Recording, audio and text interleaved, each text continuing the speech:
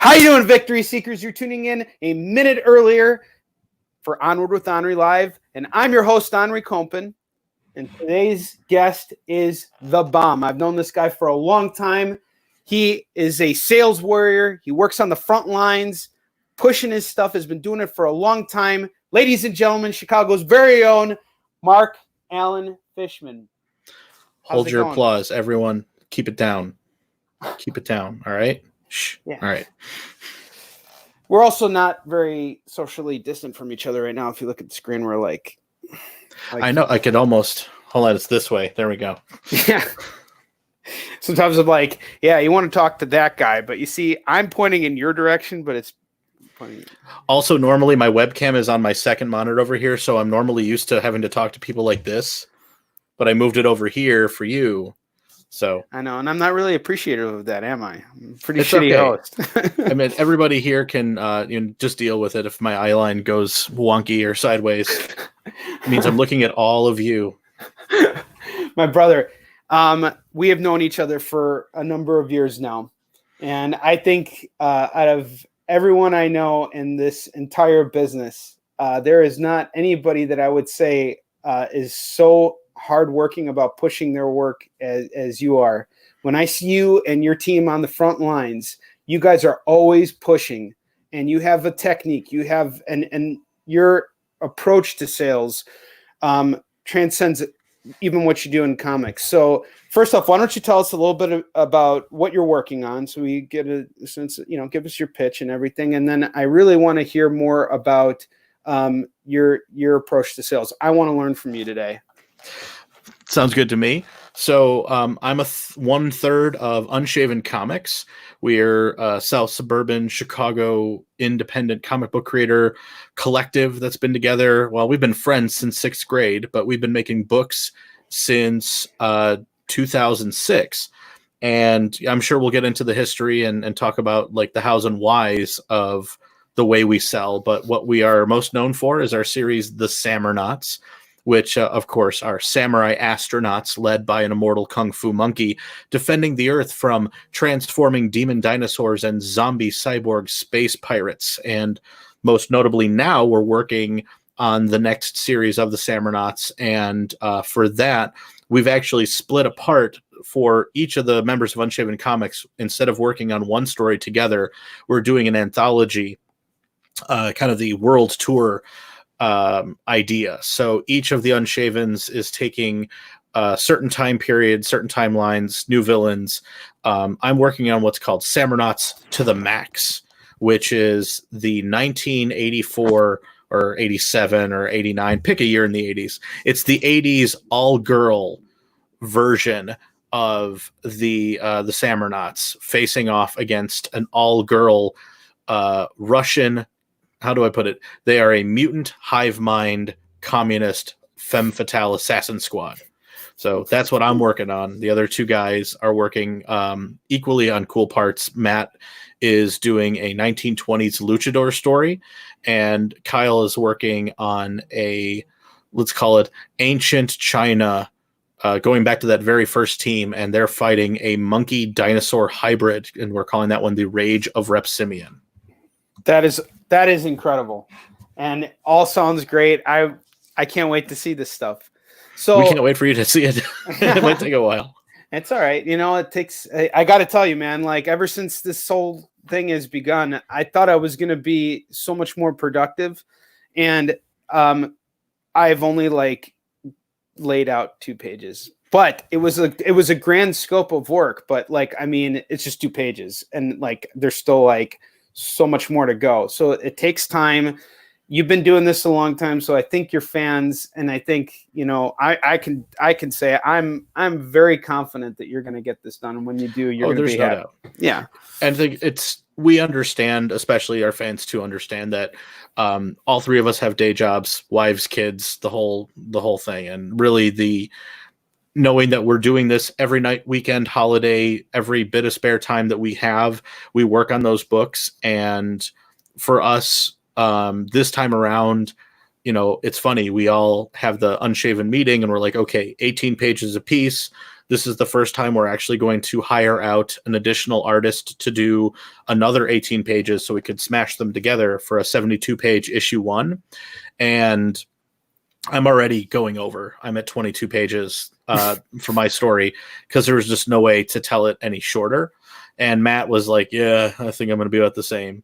So you guys just all collaborate and do whatever the fuck you guys want to do. Yeah. I mean, when we do the shows, that's so tight. That is so awesome. It's democratic, but it's, like I said, we've been friends since 6th grade. So there's no punches to pull when we have gripes with each other, when we are building the book out. No one has a problem turning to the next guy and being like, that idea is stupid. Like, work on something else.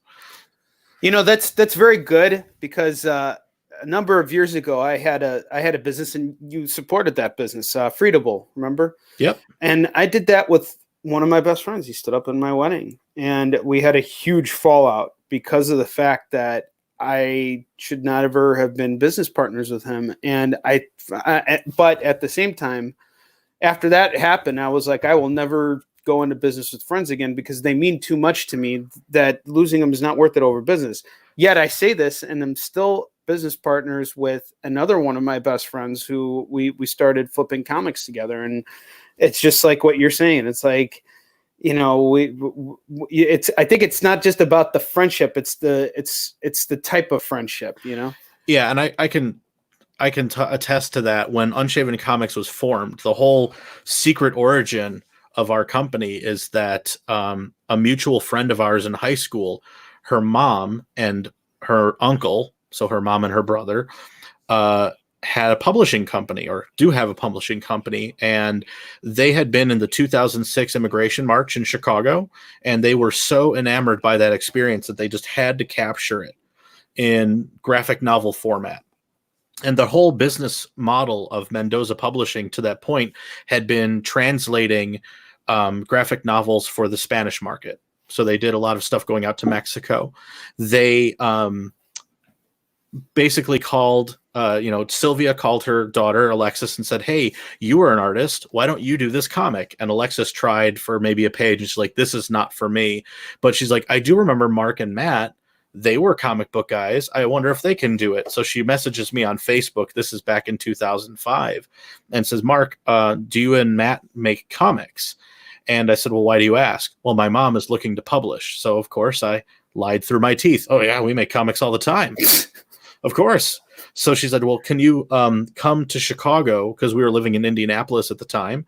She said, can you come back to Chicago and meet with my mom and her business partner, not telling us it's her uncle? We're like, yeah, of course. So we put on our best polos and we drive the 3 hours back up, and we go downtown and meet Sylvia Hasimovich and Henry Mendoza, and they introduce themselves. They tell us about all of this, and almost immediately Henry is like this big, just sucks up all the oxygen of the room kind of guy. Like, I'm not kidding. He sat down at the bar and ordered water with bitters. Like, water? Wait, what? Water with bitters. What's bitters? It's like a liqueur that tastes extremely bitter. You usually use that to with bitters. Like you cut a drink with it, but he just drinks it. Oh, okay. All right. I'm sorry. It's not my fault. Everybody who's watching this show is going to be like, how does he not know what bitters are? What a moron. So I apologize. I just wanted to clarify for my own sake. But no worries. Go on. But like, what a power move. Like, to sit down like, I want bitters. Okay. So he looks at us dead set and he goes, you guys have never made a book before, have you? Like, well, I mean, the thing is, and we have the capabilities. Like, yeah, I'm just pulling your chain. He goes, go ahead, make the book. It'll be great. We did that book with them, and he's like, the only advice I want to give you before we part ways and we signed the contracts and all that stuff, he goes, I want you to understand you guys are friends. So he goes, you still need to be friends when this is over. So you need, on your ride home, that long trip to Indianapolis, you guys need to have all the business rules spelled out from stem to stern. Like, what are you doing with the money I'm giving you? What are you doing with the books I'm giving you? Who owns what, when, where, and how? And on that trip back, all of us had a really short, sweet conversation. We're like, okay, don't do anything that the other two say no to. Everyone has to agree if we're going to move forward as a company. compromise, remember we're friends, and split everything 3 ways if we ever make money at this. And here we are, however many years later, and one of these days we'll make money. You are making money. Let's not Yes. cut it. It's not that you're not making money. I've seen you sell books. Oh, you guys, God, yeah. I've also had Kickstarters. It's just not your only source of income. It's not your. Oh, absolutely. Yeah, but which it doesn't make it any less valid. Who cares?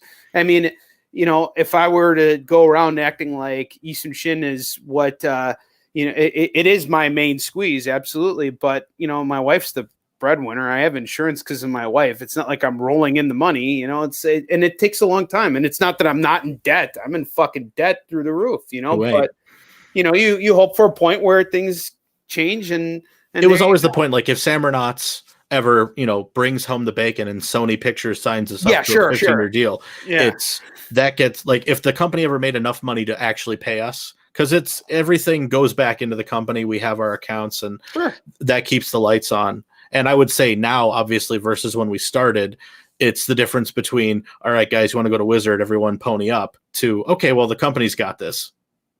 So yeah, to that point, absolutely. So ever since the impetus of Unshaven Comics even being a thing, we've always known that exact thing. You know, maintain the friendship above all else, and you know, spend 16 hours in the same car with the same 2 guys. You find out very quickly how well or not well that friendship can work. So I wanted to go into something, because we're talking about not just a partnership between 2 people, but you got a third wheel, which makes things extremely difficult. You know, it could. I'm just saying, it not that it does. You guys have to trust each other, to be honest with one another, to be, especially when it comes to money. There are some people like that. You know, you cannot. I've been in a business before. I used to have a motorcycle shop, and one of the partners in the shop, I caught him embezzling money. Straight up fucking caught him doing it. And you know, he and the way I caught him doing it was just like, he wasn't even denying it. He was like, you know, I saw like $6,000 were missing, and I came up to him and I'm like, where did it go? And he goes, oh, remember when I told you I was going to buy my daughter's cars, and you said okay and gave me $6,000? I'm like, no, I don't fucking remember doing that, asshole. Like, you just fucking lied to my face, on top of the fact that you actually stole. And those kinds of situations can be really tricky to get out of. Yet again, you have been friends with these guys for a long time. So I think probably going, you know, prior to getting into business with them, you kind of knew what was going on. And I know your partners, you know, like, they're wonderful guys. You guys create a trifecta of a presence at conventions. And I'd like to kind of talk to you a little bit more about how your experience in publishing has transcended into what your primary source of income is. Because from what I see and from what I know, if it wasn't for what you did in comics, you wouldn't be able to do what you're doing right now as a career. So can you tell us a little bit more? I'm fascinated to hear about it. So, I mean, the comic book thing. So once we started making books, so like, you know, we finished that first book, 2008. And, you know, all the while we've always maintained day jobs and continue to do so. But my career path has always been on the graphic design marketing side. So graphic designers, by and large, end up in the corporate world, I think, wind up in 2 camps. You go the developer side, because you see that, hey, if I learn this language, then the bosses stop talking to me and they just pay me a bunch of money to make their website work.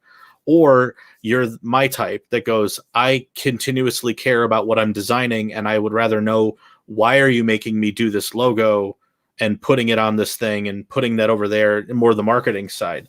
So backbone of my career has always been off of that, like, entrepreneurial spirited, like, I don't design things that I don't believe in. I don't work for companies that don't invest in me the same way I invest in them. And the partnership that occurs there is, they know that when they hire me, that I have this other love, that nights and weekends are dedicated to it, minus, of course, being a family man and all that. So they which ain't easy in your case. I'm sorry to interrupt, but you got 3 kids. I do. So with that being said, all right, I'm going to tip this whole thing back behind me. Yeah, and it's so they understand, especially, that I need to have those flights of fancy every now and again where I'm going to a Comic-Con or I'm working on these other projects. You know, I joke, but I don't joke. I'm in front of my computer 18 hours a day. It's just which part of those hours do you want to rent? And I've been very lucky over the course of my career to work with some great small business owners, work for larger companies, and even landing where I'm at right now. I'm the director of sales and marketing for 7 companies. And it's a great day job with a great amount of responsibility, but with that does come freedom to continue to pursue what I love. And they know the same way I do that I'm working towards that day that SAMURNAUTS gets that opportunity to get in front of the right people and become something great. I've already accepted that whether that day ever comes or not, I don't care. The journey has been fantastic and the journey continues. It's why I'm here and will continue to be. So I'm in that win-win situation. Like, I've built it this way. And I'd like to think that finally the job I'm in now, there is so little pixel pushing during the day that it all builds up so that once the kids are asleep, then it's creative time until bed. Like, that's just turn on the second screen. Shout out to Dan Daugherty for forcing me to watch The Sopranos, get that rolling, and then just draw the rest of the night.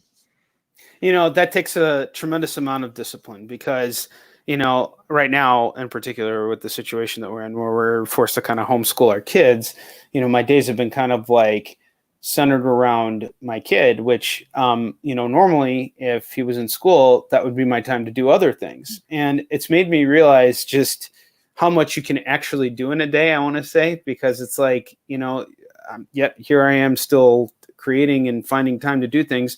You just manage that time. Now, here's a question for you. You know, you're saying you're in front of the screen 18 hours a day, you're working and doing everything. Do you have time for yourself to basically kind of like catch your bearings, find inspiration, do the kinds of things that we all have to do to kind of like separate, especially given the circumstances that we're in with COVID-19 right now? Like, do you allow yourself this break, or are you just like, fucking grind, I can't stop working, like, you know? I guess to say, like, I force myself to have those moments every day. I don't need personally to like take a full day off. Like, I would do more detriment to myself taking a full day anywhere than just spending chunks of my day. So like for me, typically, let's just talk, you know, wake up to go to sleep, right? Yeah. Tell us what the day in the life is like. You get up, I get my kids off. I'm very, very lucky here. I have a sitter in town that is continuing to watch my kids, and my oldest is the only one really in school. So he's the one, he checks in with me on his app, not really well, but he's trying. He's 8. He'll learn. Mine's 7. So it's, we're right in the same boat. Yeah. So I keep track of him that way, as does my wife. And I work during the day. You know, my day job is typically 8:30 to about 5-ish. Then, depending on the complexity of my day, if I'm lucky, I try to get in a little like workout, a walk or something at 5 o'clock before the kids get home. Once the kids are home, it's dad time, you know, making sure they're fed, making sure the kids' homework is done, making sure the littlest one watches all of his stupid music videos, which I can't turn off. And we keep that cycle rolling till about 8:30. And oldest one goes upstairs. Middle one's already tucked in bed. Once the middle one is like asleep, then my wife takes the wee one away. And then let's say about 9 o'clock at night, that starts what I would call like day job 2. Yeah. And that's where you're working. Dude, you and I have like almost the same schedule. Like, I don't have the 8 to 5 thing that you do, but like, and I'm also fortunate because my mother-in-law, she takes my younger one, but I only have 2. You have 3. But anyway, yeah, like after they go to sleep, it's like, it's like most people are like, all right, that's the time to like go and like open a beer and chill. And don't get me wrong, there are plenty of nights I do that too. But 9 o'clock comes around and I'm fucking working. And I think I like what I like what I heard from you, that it's better to do a little bit every day than to take full days off completely, because you can't. Your brain is just constantly working. You can't stop your brain from wanting to create, to come up with new ideas. So it's not that and I'm married to a really rigid my wife has a very rigid structure of how she sees things. Like, we must be productive from like the moment we wake up to the moment we go to sleep. And I have to constantly remind her to kind of like, remember to take care of herself. And I think that's really good that you get that. So does your wife work as well? She does. My wife normally she works in the city. But with the pandemic and all that, she is in the office 3 days a week because there are things in the office she can't take home. But Monday and Friday now they're letting her stay back, and so that's why we actually have. She's exposed then. Mm-hmm. Oh, but wow! Very lucky so far. Yeah, dude. I go to my warehouse.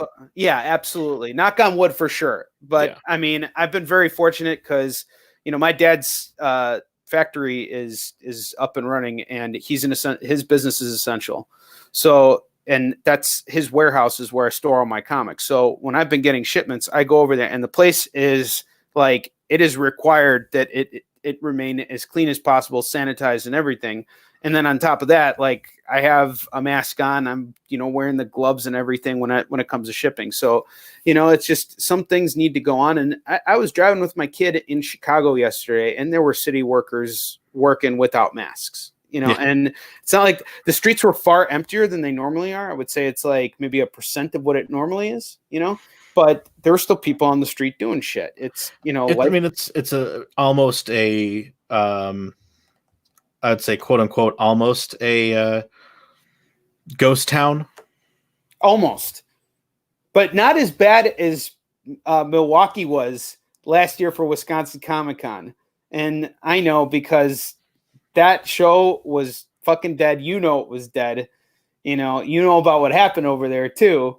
And that's not something to get in. But the point is I think that there's going to come a point, and I hope it'll come soon, that we start to see things kind of normalize. And I don't know if you saw this this afternoon, Dragon Con, they're planning on pushing ahead in August. And if that's the case, are you going to be there?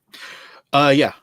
My man. Fuck yes. Let's fucking do it. No, we paid, especially this year, when we didn't get into the first 4 shows we applied for, you apply where you're going to. We already know the 2 shows we had booked in Michigan have been pushed off, not like canceled but pushed off. But Dragon Con and Fan Expo Canada are the 2 that took our money. And as far as we're concerned, we're going to go.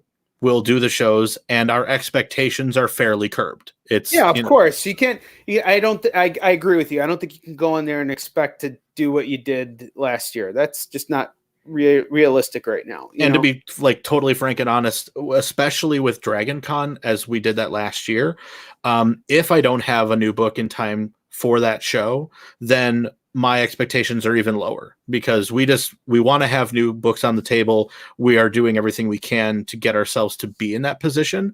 But, it's one of those things where, luckily Kyle does have some stuff, on the back burner that needs to be go out. And I always have my Pokemon cards now. So, we'll make money. Yeah. It's just a matter of what new thing comes out. And, this is a contact sport. And as much as you are a designer, you are also a rigorous promoter. So where did those skills come from? How did you develop them? So I've got the thing for you, and pardon me that this is the only detraction of my day job, as they still try to get at me. All right. No worries. That's just fine. There you go. He's already promoting. He's showing his commitment. Always a grind. ABC, always be closing. Hell yeah. So for us, it all happened serendipitously at our very first show. So we had finished that book about the immigration march, and we're at Wizard World Chicago 2008, I want to say. And, being on the other side of that table, we're really excited, but we don't know what to do. So the 3 of us are just sitting politely, and we have our books stacked, and we have whatever little sign that we could make. And we're just kind of sitting there and smiling. And if people make eye contact, hey, how's it going? And our next door neighbor middle-aged gentleman, very nice. He's got a stack of books and a little sign too, and he's standing up. And everyone who walks past his table, can I tell you about my graphic novel? Can I tell you about my graphic novel? And we paid him no attention. We just, hi, how's it going? The next morning, so that was Friday, Saturday morning, we come in and get set up, and he says, do you guys mind if I give you a little advice? We said, hey, we're new. Absolutely. We'll take it. So he says, look, you guys see what I do? And I said, yeah. He goes, do it. Stand up, ask people that walk by if you can tell them about what you want to tell them about. What's the worst that they can say? No. And as soon as he said that, the light bulb comes on, and amongst the three of us in Unshaven, I would say that I'm probably the most outgoing naturally in a situation like that. Kyle is to a point, and Matt is kind of shy-ish, but not really. Like, get even a beer in his eye line, and he's all of a sudden the life of the party.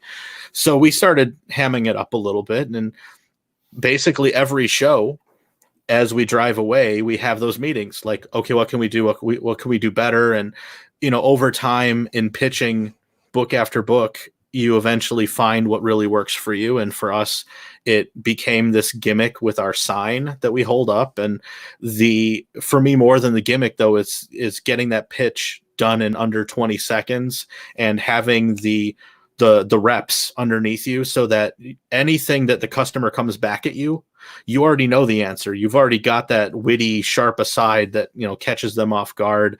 And we are sticklers for coming up with the best way to close a sale. Whether when we started, it was loading people up with freebies, stickers and posters and whatever, to what we really do now, which is just put the offer out there and just ask them very directly, would you like to give it a shot? You want to give it a try? And very much like, hey, if you don't, hey, by all means, have at it.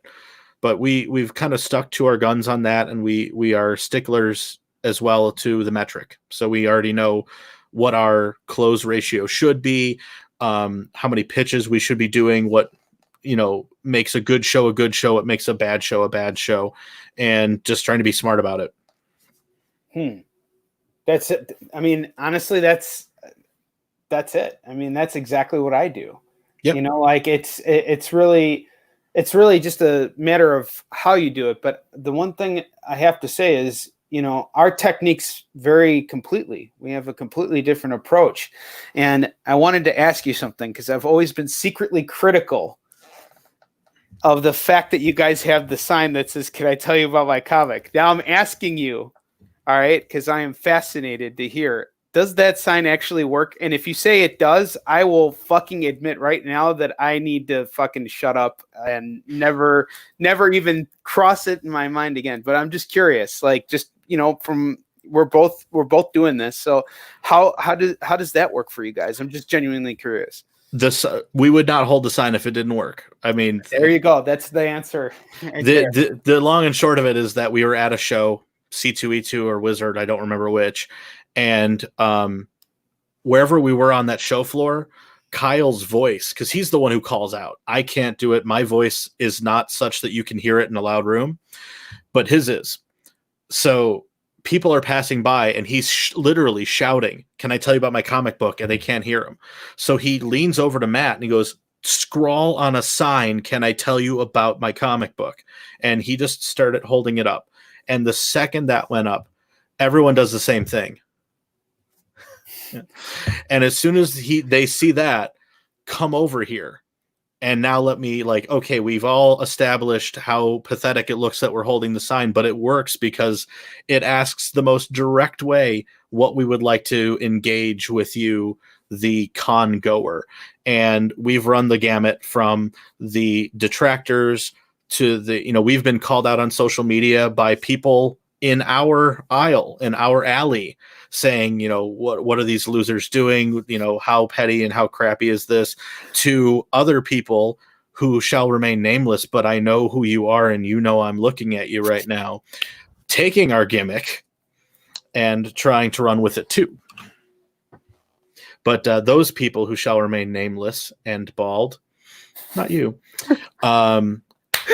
that are opting for the more polite, may I tell you about your comic book?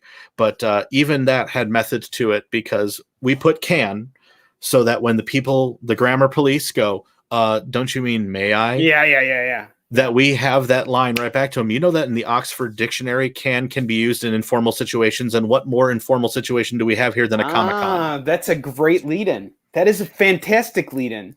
And you gotta be customer proof. Oh, shit. I'm sorry. My kid's I'm right there. My kid's friend, he wants to play Minecraft. This is the second day in a row. And he keeps calling too. And I told him yesterday, I'm like, stop calling Max, or I won't let you play with him anymore. But anyway, sorry. There's me being an aggressive father, showing my aggressive father side. But yeah, okay, cool. So this sign works for you, and it's effective. Otherwise, you wouldn't be doing it. And yeah, it's a combination of things. And the one thing I never thought about either. I'm sorry, I didn't mean to cut you off. No. I want you to go on in just a second. So hold that thought. What I wanted to say is I never thought about this for one reason. The reason why is because I always looked at my own voice, and my own voice in that environment, I reached the right amount of people. But when I'm at home, my family always tells me I talk too loud, and I can't actually like regulate. Like sometimes I'll be talking to my wife and she'll be like, why are you screaming at me? I'm like, I'm not screaming at you. I'm just talking normally. But in her mind, it's like the way she's hearing my voice is I'm shouting. And, that's something that I never really considered is what that allows you to do. You're conserving a lot of energy when you do that too. But in a lot of ways you're not, because you got to hold that sign up and you got to basically do, cartwheels and backflips, in order for people to get, your attention. And I was always like, I wonder why they do that, because like there's three of you guys there and you're all like talking, but like I figured like what would be the effect of the sign? Well, now it actually makes sense. And I love that you even had, may I as opposed, or like can I as opposed to may I, and you already have a response to it. It's like it's down to a fucking science for you now. And everything we've done has been scrutinized to the point that we have to believe that there's some kind of magic to it, and that we know that, like, as an example, I'm a graphic designer by heart and by trade. The fact that our sign is 8.5 by 11 laminated, we didn't even take we could have cut it down to a word balloon. We could have attached it to a dowel rod so it looks like a speech balloon. But Kyle very correctly pointed out, he goes, no, there is a DIY, almost pathetic tint to this. And that the fact that we just have an 8.5 by 11, the fact that the word balloon doesn't point in the right direction all the time, he goes, that works because people get what we're trying to say by holding the sign up, because it's impossible to get people's attention in a room built for ADD. Right. And at that case, and again, customer proof. We don't always all hold up a sign. It's typically just Kyle standing, and the other two of us will sit. I have been prone to like bookend with Kyle in a busier show where he can get them from one direction, I can get them from the other.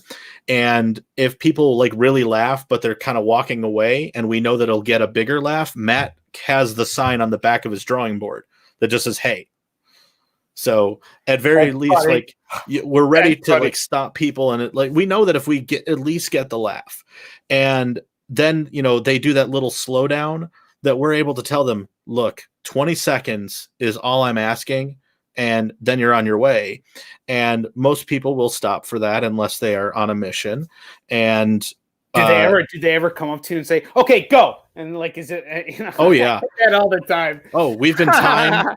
And my favorite part of it is what they don't expect. And here's our trade secret. Our pitch doesn't take 22 seconds. It takes mine. Mine's like, what's yours? 17, 18 seconds. 15 seconds, baby. And then, yeah, dude. And then we tell them, and now here's 8 seconds of jazz hands.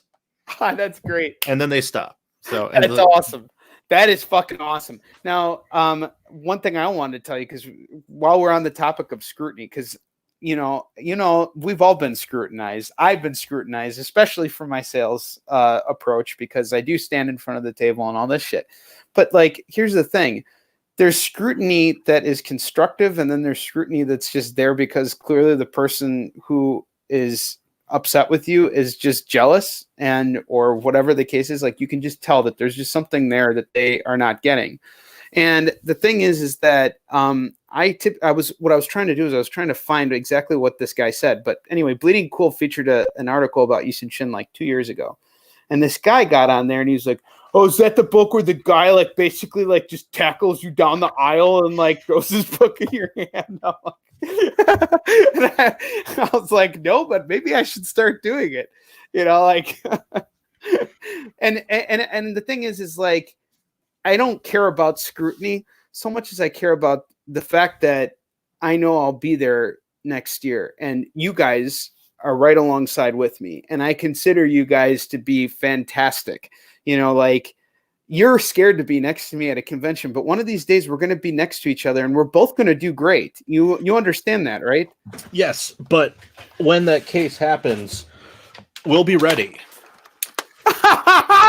Oh, that's so funny. No, what is that? Is it filled with hot sauce too? Oh, yeah, why not? No, we know that, like, it's definitely one of those things. When we start a show, and I cannot clarify this enough.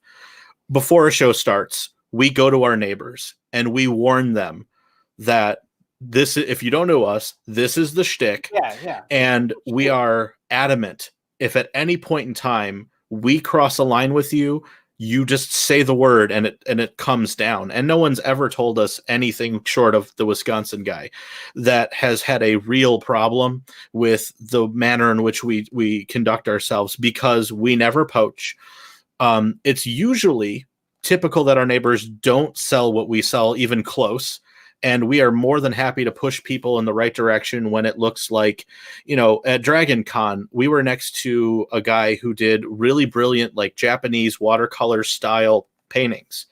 And when you notice the guy wearing anime shirt and you're going through your pitch and his eyes are rolling back, you're like, this is probably not for you. But if you really like, you know, that, there you go.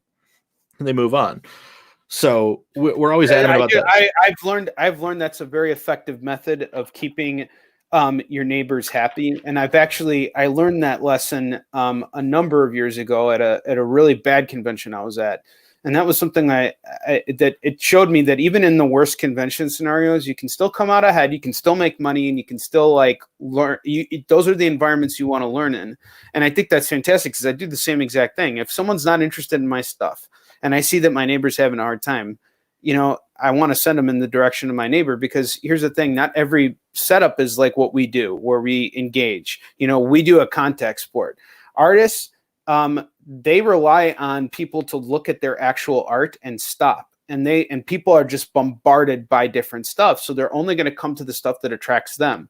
Yep. And it takes time. It's not the same business. Like, I started dealing, like I'm flipping comics now, and that business is so radically different than Yi Sun-shin. It's really hard to work the two of them in together side by side, because what am I going to do? How am I going to get people to stop and look at my expensive fucking comics? You know, like, they have to be looking for that particular title, and they don't want to be engaged right away. They want to have that chance to look.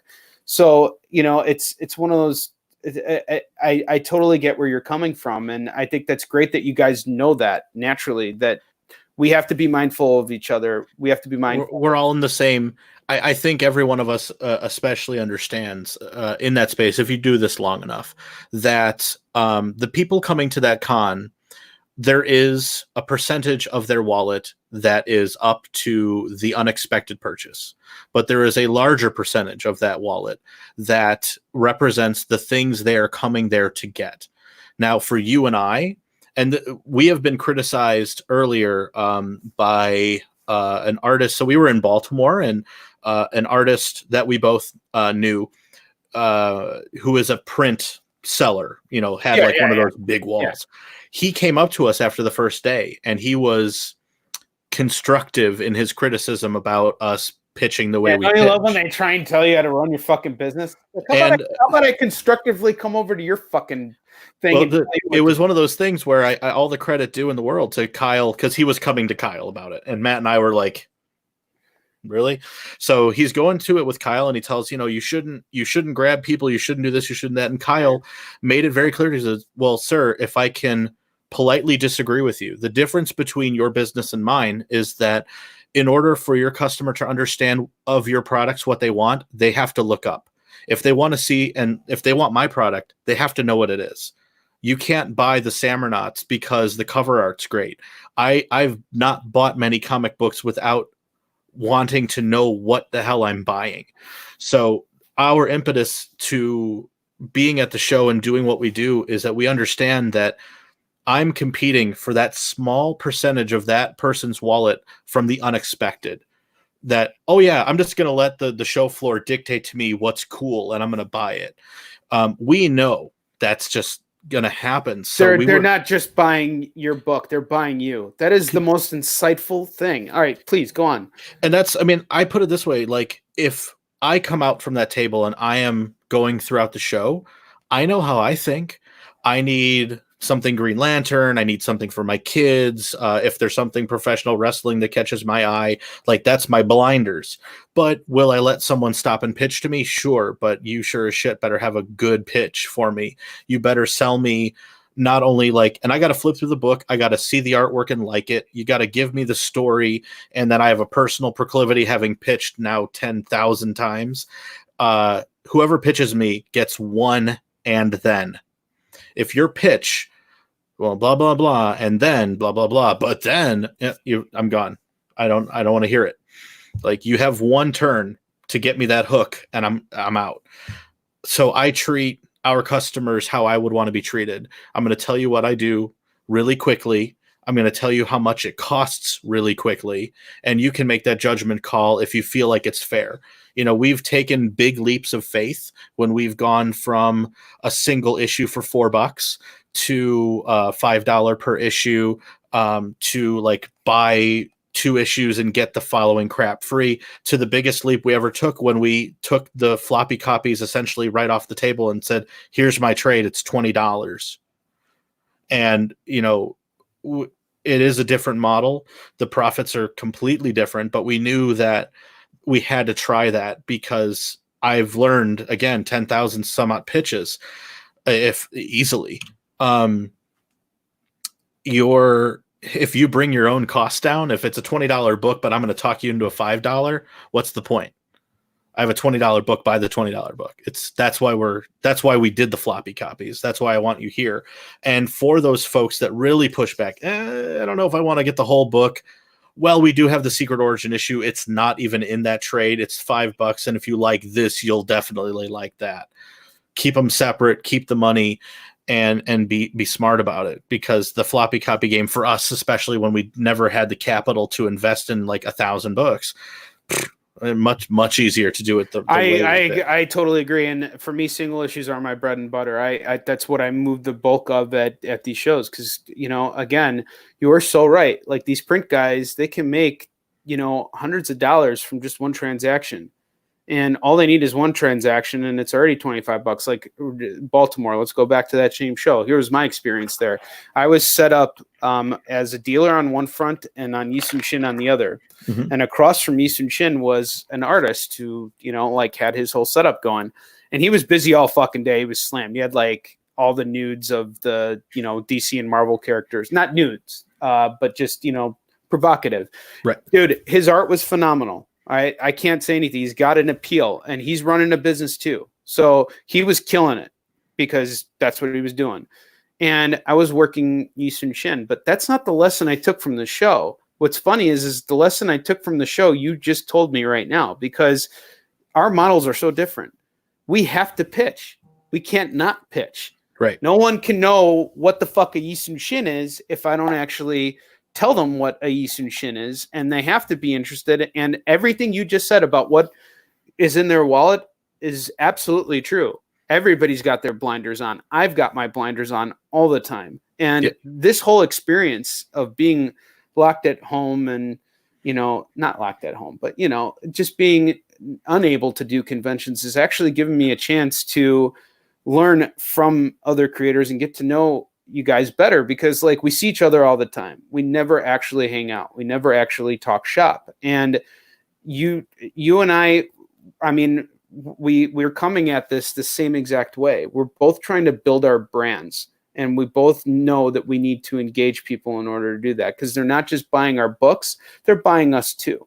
And 100%. And it's the other thing, after a decade plus of doing this, that we've had to consider and swallow multiple times, understanding that as good as our books may be, they will never be for everybody.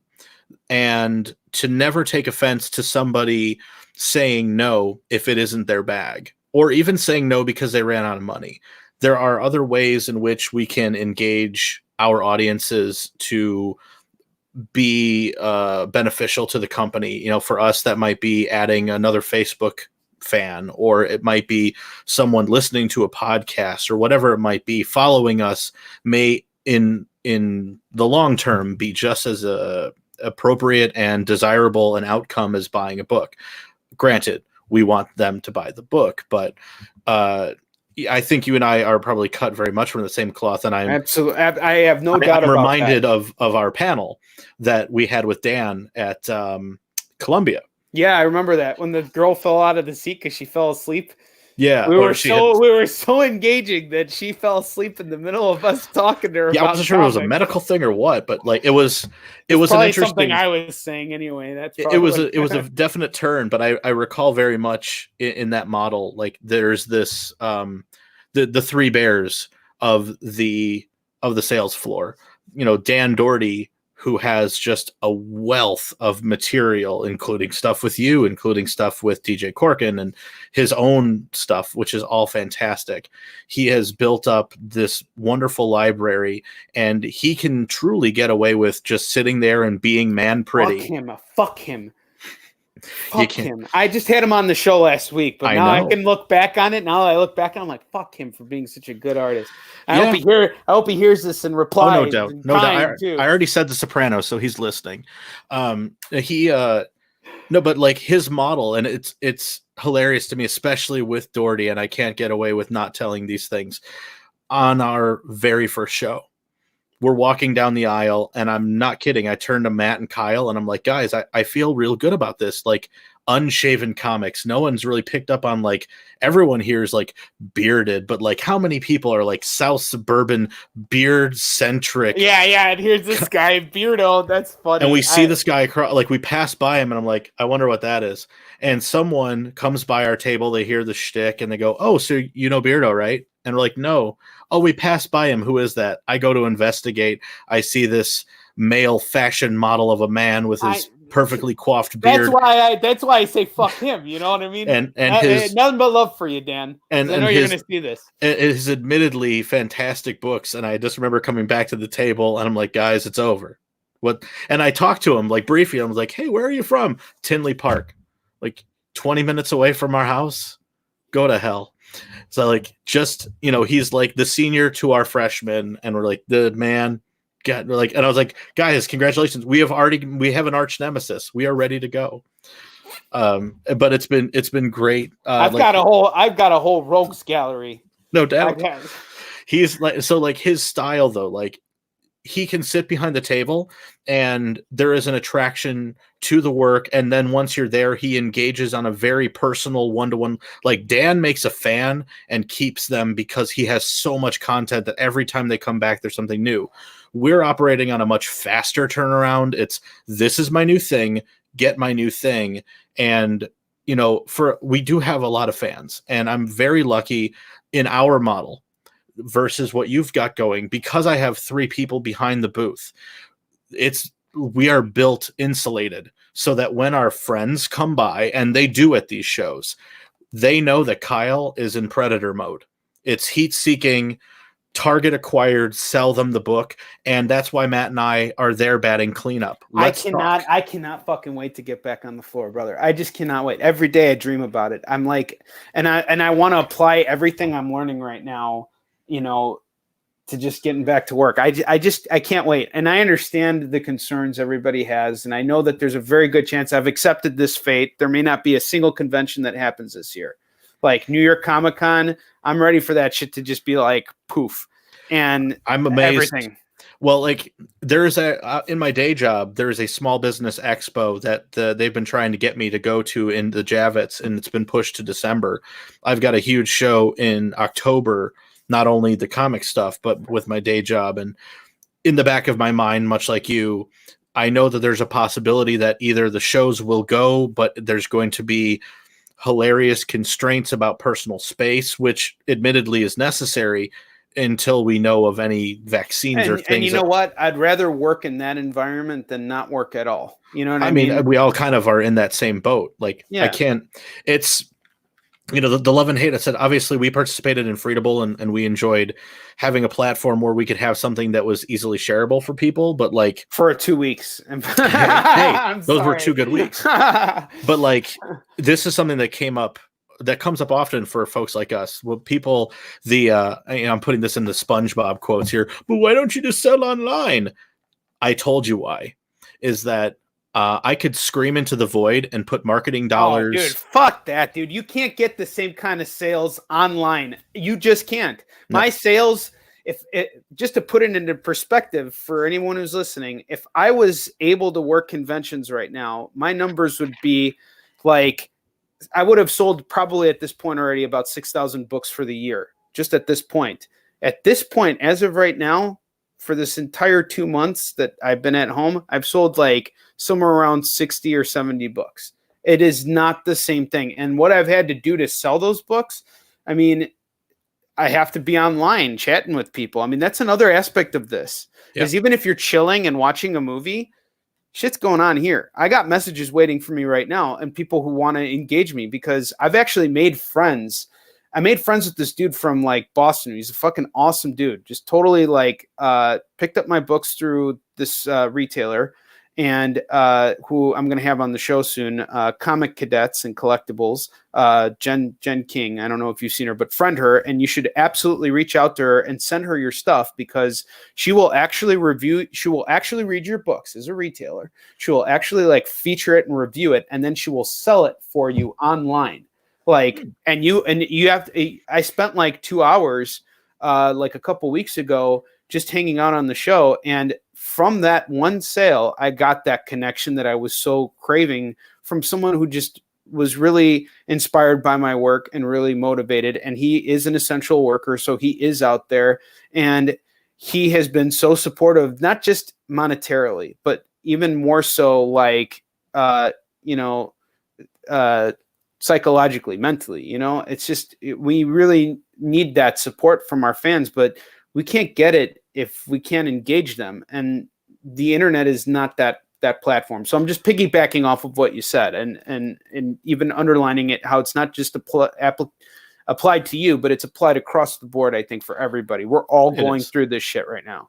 Yeah, and that's, I mean, it for many people, especially, and I mean, our line of work, it is a very niche business as it already stands. But yeah, when people ask us at the shows, like, oh, are you guys in comic shops or in this or that? And like, if I explain to you the diamond system, you would understand why 99.99% of everything we sell is literally at shows like this. And we just don't. And I always put it up in the simplest of terms. I have no qualms why I'm not in a comic shop, because if my kid walks in to the Zone Comics or Comics Cubed in Kokomo or any of the other retailers that I am friends with, my kid is looking at Sonic or Superman, Batman, recognizable properties that he knows.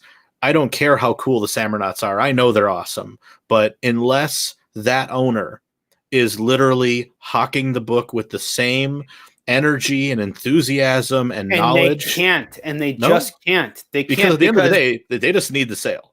Well, it's not only that. Think about all the creators that come up to them and have that, because for every store, there's like what? It's not like every neighborhood is filled with somebody working in comics, someone who's got a comic, and it's not like we're all just hiding underground, but like we're actually doing stuff. So imagine you got one store.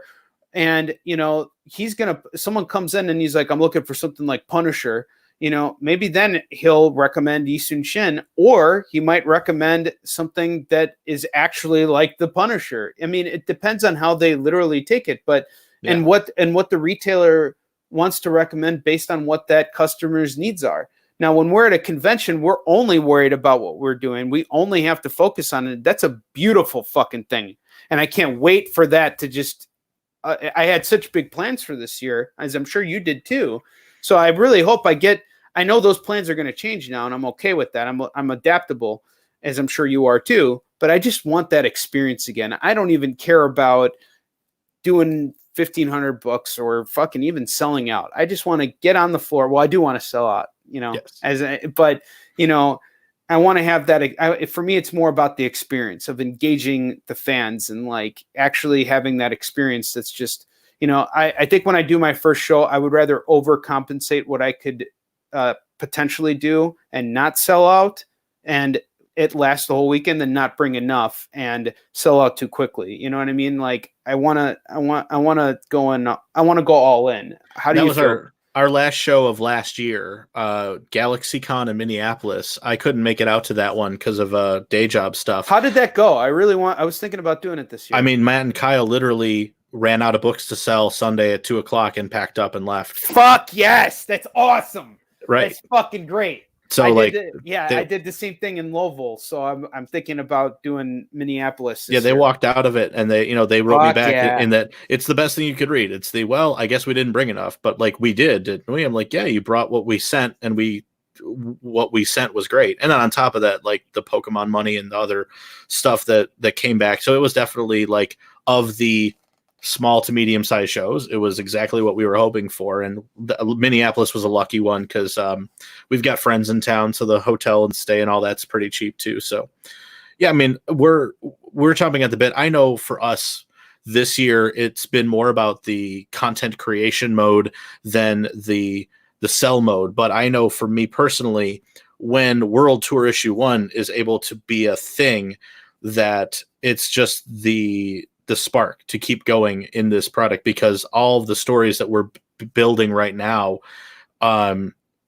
like for the SAMURNAUT brand, for me, this is what makes or breaks that brand and says, if you believed in it, like the little origin issue was cute and it was part of an anthology where it was supposed to be a throwaway gag, but the sales of that one issue were so good that we're like, we must have hit something. Now we worked for 6 years to build our first graphic novel, and we've heard nothing but good things. I mean, no one's ever come back and said it was a lousy book.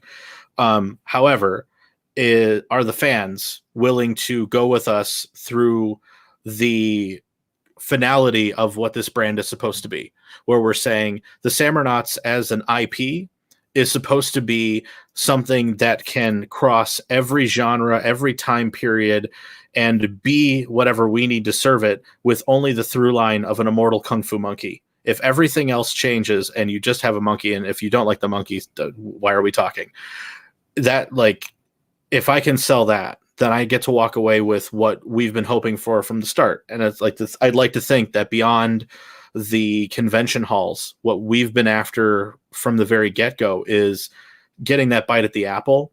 And I know that we won't make that pitch until I've got my briefcase full of like ammo. And in this case, the ammo is, I have a brand that I've sold for 10 years that permeates medium, where every kid I sell that book to, their first question to me is, where's my video game? Where's the action figure? Oh, wouldn't it be cool if? And I've proven that fact. Like we start off, and the model of it has always been the Ninja Turtle thing. Here is a single brand, 1984, 122-page comic has become a literal $1 billion license that has seen itself in perpetuity since 1984. And they can just keep churning them out, change the design a little bit. I know. Dude, trust me, I fucking feel the exact same way you do. That's exactly what I'm trying to do with Eastern Shin. I totally feel you. Now, we have come to the end of our episode. The time has absolutely flown by. And I so appreciate having this conversation with you. And I got to tell you, man, I hope you're okay with this, but I'm probably going to give you a big hug when I see you at the next show. Bring it on. My man. Awesome. Dude, I have no doubt that you will see everything through to the end, no matter what. And no matter what the, outcome is, it will be something that you are very, very pleased with. And I wish you nothing but the very best of luck.